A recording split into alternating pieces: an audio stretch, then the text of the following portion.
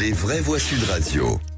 Le Premier ministre François Bayrou l'a écrit aux partenaires sociaux. Il souhaite bel et bien supprimer 2 jours fériés. Un projet gouvernemental pour faire notamment rapporter de l'argent dans les caisses de l'État qui scandalise un certain nombre de partenaires sociaux, dont notre invité François Omril. Bonjour.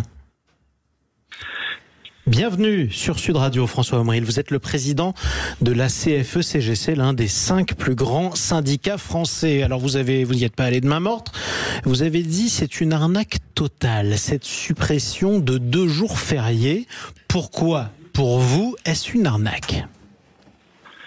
C'est une arnaque parce que ce sont les Français qui vont payer finalement. Il va y avoir une baisse de pouvoir d'achat, une baisse de salaire. 2 jours travaillés qui ne sont pas payés.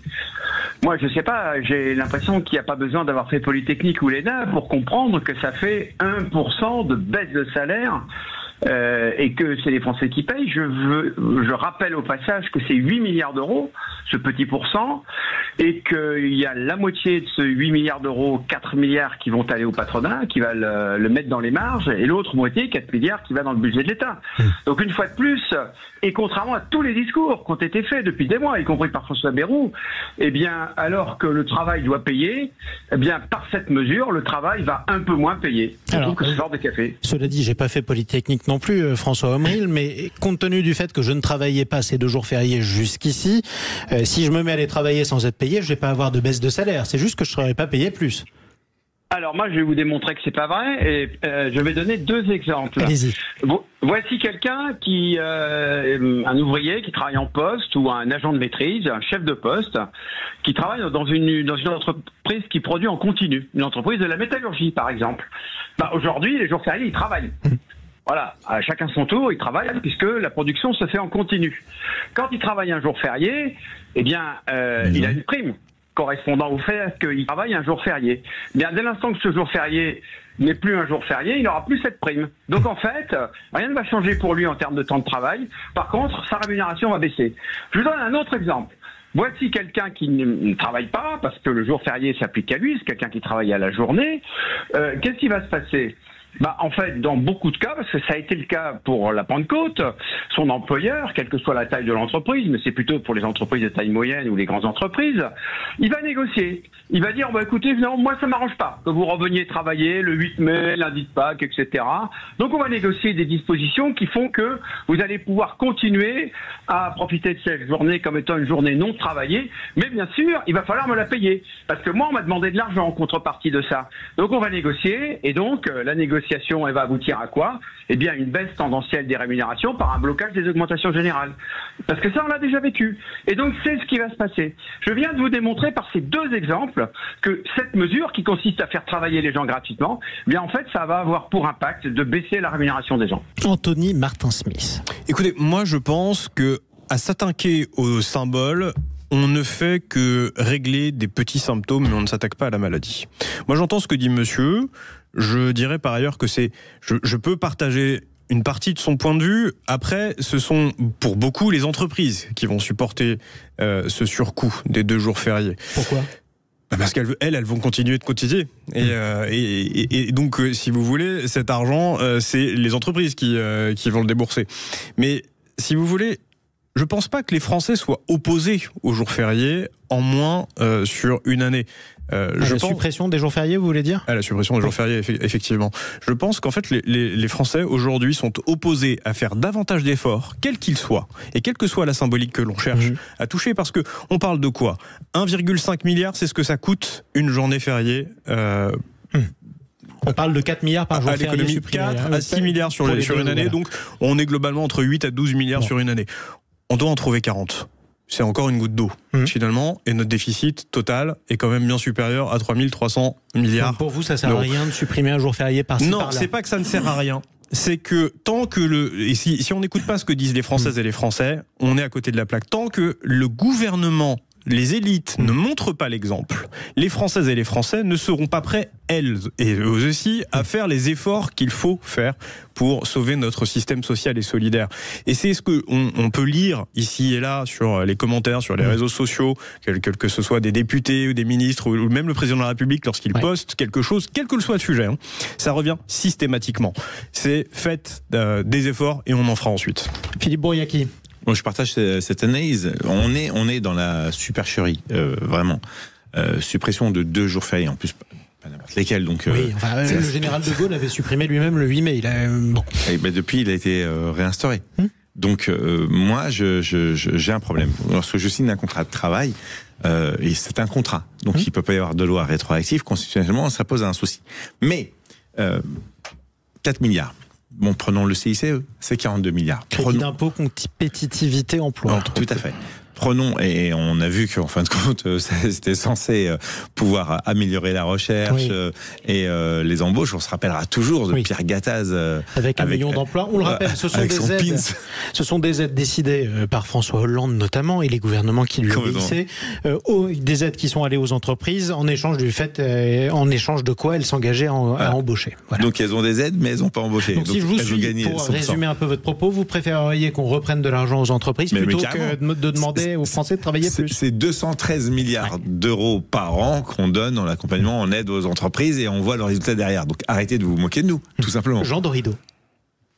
Oui, non, écoutez, je vais emboîter le pas de mes 2 collègues du jour. C'est un fait que la France vend ses bijoux de famille depuis des années. Ça a commencé par notre industrie qui était sensationnelle, parmi les plus florissantes du monde. Et ça a été vendu, ça a été bradé à des puissances étrangères, et il y a Alstom, on sort, et on parlait de la métallurgie à l'instant, c'est absolument désastreux. Et puis la France s'est mise à vendre son patrimoine en pierre, énormément de locaux, d'espaces publics sont vendus régulièrement, là aussi, à des puissances étrangères. Et puis maintenant, les jours fériés, c'est-à-dire ces acquis sociaux quand même, qui datent de très très longtemps, eh bien on a un Premier ministre qui dit, bon voilà, on va commencer par retirer 2 jours fériés, et je rejoins votre invité syndicaliste. C'est un fait que, c'est quand même, ça n'est pas ni correct, ni raisonnable de demander aux Français de travailler gratuitement. On a eu un président jadis qui proposait de travailler plus pour gagner plus, et là on est en train de dire aux Français de travailler plus pour gagner moins.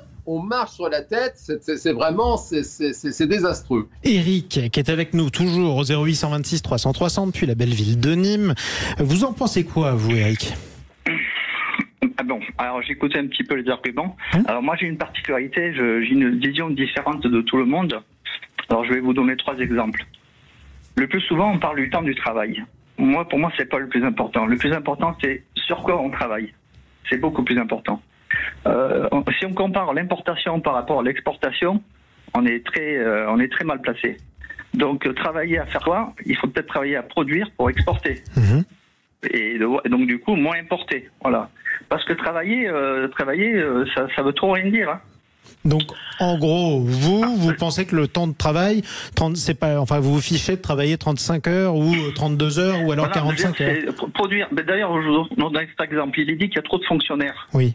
Bon, s'il y a trop de fonctionnaires, on propose d'en supprimer. Donc, si on supprime le nombre de fonctionnaires, on va réduire leur temps de travail.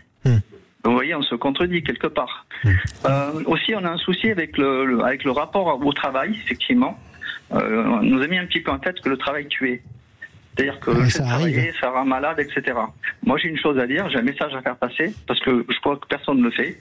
Moi, je pense que c'est surtout une mauvaise hygiène de vie. Voilà. Après, on a eu des accidents du travail qui sont. Attention, il y a quand même des travaux qui sont extrêmement difficiles. N'allez pas dire ça à une personne qui tous les jours se lève à 3h du matin pour aller à l'usine à 4h et qui fait des gestes répétitifs. Ça a été prouvé et démontré quand même que c'est extrêmement usant, fatigant et même cause de mortalité pour beaucoup qui sont exposés par exemple à des produits cancérogènes. Oui, mais là, moi, à cela, je peux vous comparer 80% des femmes qui sont dans le secrétariat. Oui, c'est bon. Moi, j'entends ce que vous dites. Il n'y a pas de souci. Hein. Effectivement, c'est comme des métiers. On ne peut pas parler d'hygiène de vie quand vous êtes exposé involontairement par le fait de votre profession à des produits dangereux pour votre santé, par exemple. Si vous voulez, moi, j'ai une particularité. J'ai des réponses à tout. Vous me soumettez n'importe quel problème. Oui, mais moi aussi. Ça tombe bien. Ça va jusqu'à 19h. Je vais vous donner la solution. Moi, je suis pour le partage du travail et je suis pour le partage de la pénibilité du travail. Ah, alors, ça veut dire quoi ? Un maçon qui a fait 30 ans de service, je vous explique, un maçon qui a fait 30 ans de service, qui peut avoir le dos cassé, on lui réserve un autre emploi. Un travail sur lequel il va arrêter de se casser le dos et on donne son boulot et un nouveau jeune. Voilà. Mais écoutez, en tout cas, ça pourra partager la pénibilité du travail. Ça, en tout cas, ça pourra faire l'objet d'un autre débat. On va revenir un petit peu sur les jours fériés parce que c'est quand même important de revenir aussi sur le temps de travail. Tout le monde avait l'air d'accord, mais pas tout à fait dans l'analyse. François Omril, par exemple, on entendait Anthony Martin-Smith qui disait le problème numéro 1, c'est qu'il faut quand même réformer l'État. Si j'ai bien compris ce que vous disiez, notamment, Anthony. Effectivement. Et pourquoi supprimer 2 jours alors que ça ne réglera aucun problème. Est-ce que vous êtes d'accord sur le fait qu'il faille quand même réformer quelque chose ? François Omril. Voilà, mais effectivement, moi je suis le président d'une organisation qui n'est pas contre le principe de la réforme, au contraire. De quelle réforme on parle ? Le problème c'est ça. Nous, on a fait une analyse en profondeur du mal de la société française et on en a tiré la conclusion que nous souffrions d'un déficit de confiance. En fait, la société française elle est organisée aujourd'hui par le pouvoir, qui est extraordinairement centralisé par les hauts fonctionnaires, le pouvoir politique. Il ne se passe pas une journée sans qu'il y ait un article qui sorte et qui nous explique comment la haute fonction publique, les cabinets ministériels, etc., pantouflent dans le privé, vont et viennent et prennent toujours les mêmes décisions qui vont dans le même sens d'une même politique, la politique de l'offre en fait, celle dont Emmanuel Macron se revendique et qui est un échec catastrophique. On l'a vu dans le rapport sénatorial qui vient de sortir, 211 milliards d'euros chaque année de transfert d'argent public vers les entreprises qui ne produit pas l'effet économique attendu. Donc c'est tout ça qu'il faut remettre en question. Nous, on pense à la CFE-CGC.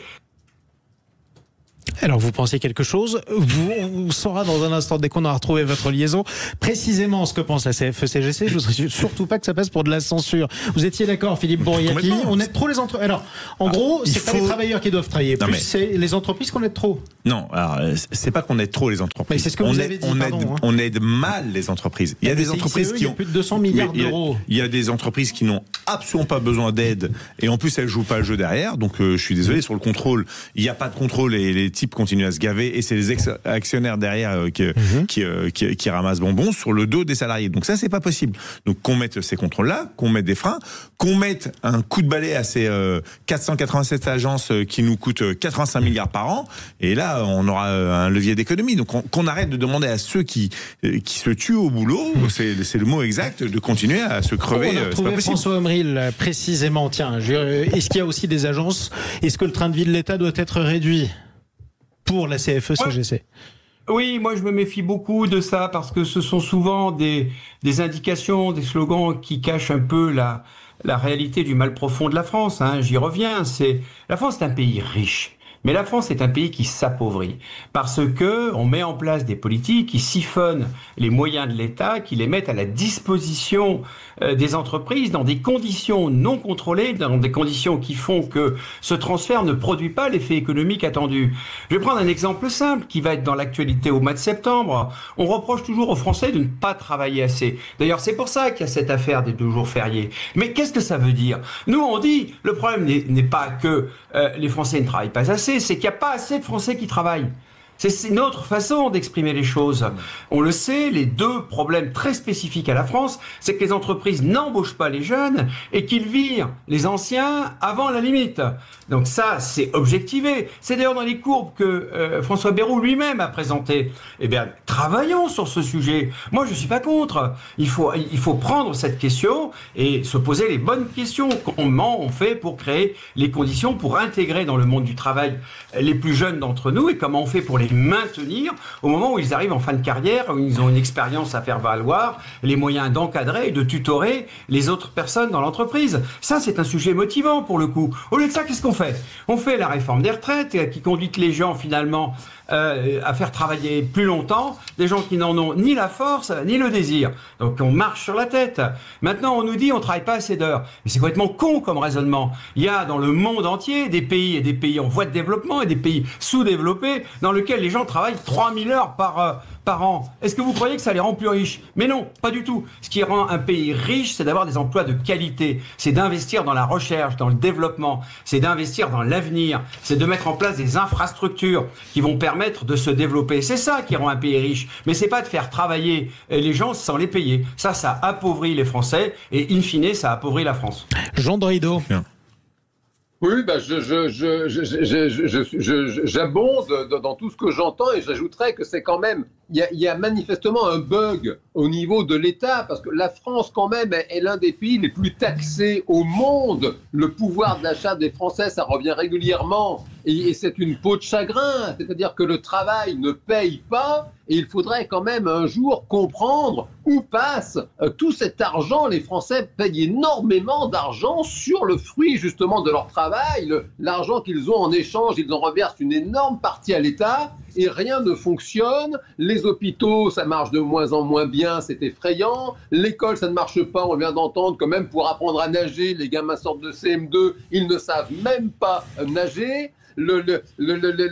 Tous les services publics manquent d'effectifs, la police, la justice. Donc quand même, avant de donner encore plus d'argent à travers du travail non payé, ce serait quand même bien un jour de comprendre où passe tout cet argent. Les Français, ça vient d'être dit par votre invité, travaillent énormément, on crée de la richesse dans ce pays, une énorme partie de cette richesse, elle est reversée à l'État et rien ne fonctionne. Et l'État est encore en train de dire qu'il faut payer encore plus. Il y a manifestement un gros problème. Il faudrait un jour comprendre d'où vient ce problème exactement. Vous avez un mot, vous avez droit à un mot, Anthony Martin-Smith. Je suis pas d'accord. Vous n'êtes pas d'accord avec Jean Dorido? Non, avec ce que j'entends. On peut pas toujours taper sur les entreprises qui créent de la richesse, justement grâce au travail des personnes. Il faut juste leur donner un peu plus de latitude pour qu'elles travaillent mieux. Je suis d'accord aussi sur le fait qu'il faut plus de contrôle sur les aides qui sont distribuées. C'est bien normal, c'est de l'argent public, mais plus de contrôle coûte plus d'argent. Maintenant, arrêtons juste de s'attaquer aux symboles. 2 jours fériés, c'est complètement dérisoire, c'est de la symbolique. Attaquer peut-être en communication politique d'autres symboles, peut-être déménager vos ministères, aller peut-être dans des immeubles de bureaux à la Défense, là où le mètre carré est en chute libre et où il y aurait besoin d'une nouvelle dynamique, comme l'a fait Malte par exemple, et puis commencez à vous attaquer au patrimoine de l'État, attaquez-vous au sujet de la crise du logement, etc., grâce à votre patrimoine immobilier. Peut-être que là on aurait aussi d'autres sources de revenus supplémentaires, mais en tout cas, s'attaquer à 2 jours de travail, 2 jours fériés, je pense que c'est de la mesurette qui cache une forêt un peu plus noire. Allez, le mot de la fin pour notre invité François Omril, je le rappelle, président de la CFE-CGC. Manifestement, François Bayrou veut aller au bout. Est-ce que ça veut dire que la CFE-CGC appellera à la grève et à des manifestations dès la rentrée ? Alors, on voit les lèvres, je vais vous donner tous les détails.